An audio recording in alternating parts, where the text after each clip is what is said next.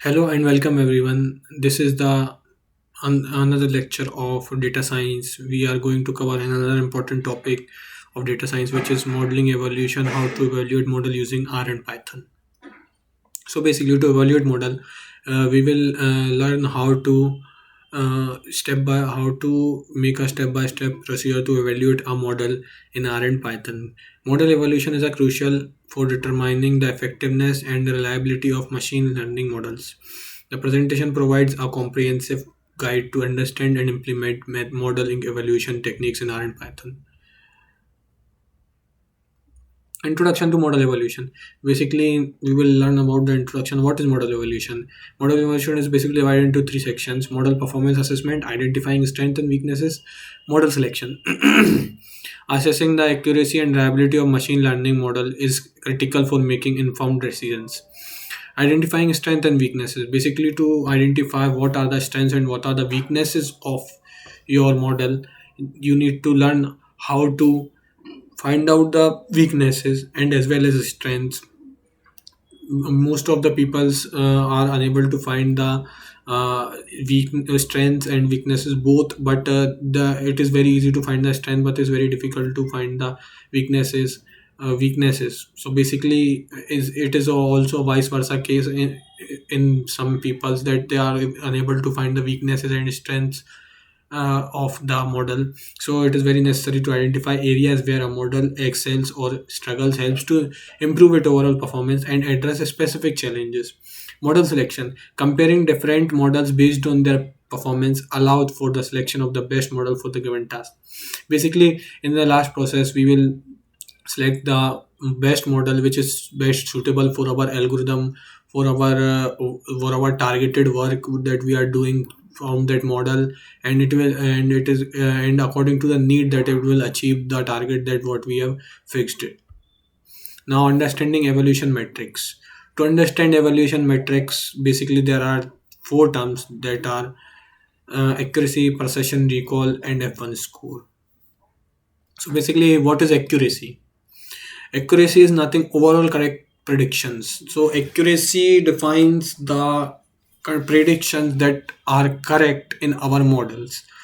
Basically, the overall predictions that are true, that we have predicted, that are true in the model, are is called accuracy. Precision, what is precision? Correct positive prediction out of all positive prediction. So basically, there are two types of prediction, as we all know that there are two sides of coin.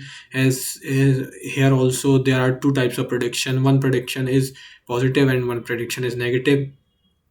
And the positive, and it is not necessary that the positive predictions that we have predicted are all correct, and the negative predictions that we have predicted are all correct. So basically, the precision is the correct positive instruction predictions out of all positive predictions. So basically, the correct positive predictions out of the prediction that we have predicted positively.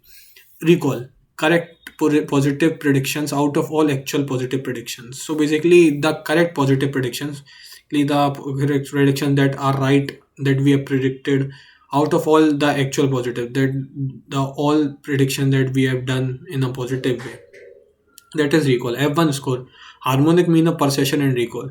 Basically, the mean score of the precision and recall, the middle value, the middle predictions that we have that are or that are correct is called the harmonic mean, that is also called F1 score. Handling unequal error costs. So how to handle unequal error cost? Now, to handle unequal error cost sensitive evaluation is one of the method. Cost sensitive metrics is one of the method. Model adjustment is one of the methods. So the first method is cost sensitive evaluation. Now, what is cost sensitive evaluation? Certain errors can have significantly higher cost than others. So basically, some errors are of a high range and some errors are of low range. Sorry. Then these errors, the high range errors must contain a high cost, and the low error contain low cost. Metrics like expected cost or weighted accuracy can be used to assess the overall cost of errors. So basically metrics like expected cost, weighted accuracy can be used to assess the overall cost of errors. Now model adjustment. Model parameter or algorithms can be adjusted to minimize the impact of costly errors. So the model parameter or algorithm can be adjusted to minimize the impact of costly errors. Now case study about evaluating a credit risk model. Basically it's a short term of case study that we are going to learn here. The first is data preparation, model training, and evaluation. Data preparation is one of the basic techniques, the basic first step of every point, every every step, every data science model. The first step would be data preparation, means prepare and clean credit risk data, including historical records and applicant information. Basically you need to prepare a clean data that is very efficient and that is very full of information, not full of any negative things or the unnecessary things in it. Model training, training a model using techniques like logistic regression or decision tree to predict credit risk. So basically to predict the risks of the futures or the credits risk, you need to perform some basic logical techniques like logical regression and decision tree to predict them. Evaluation, evaluate the model using metrics like AUC, perception, and recall, considering the cost of false positive and false negative. So basically you need to know about these matrices to and you need to evaluate the model using these matrices like AUC, perception, recall, to find the cost of false prediction and false positive prediction and false negative predictions. Techniques of dealing with imbalanced data set. To deal with imbalanced data set, how to deal with imbalanced data set. To deal with imbalanced data set, oversampling, replicating minority classes samples to increase their representation in the data set. Basically replicate oversampling is a done oversampling means when a sample is filled with huge numbers and we need to adjust both the sides, so we may replicate the minority class. We will replicate some of the data sets in the minority class, then increase them. We will increase the samples in the minority class, and then we will adjust the oversampling by this. Now undersampling, removing majority class sample to balance the class distribution. So basically the class which have majority samples are reduced to the class which which have undersamples. That is called undersampling. Cost sensitive learning, adjusting the model learning process to prioritize minority classes samples.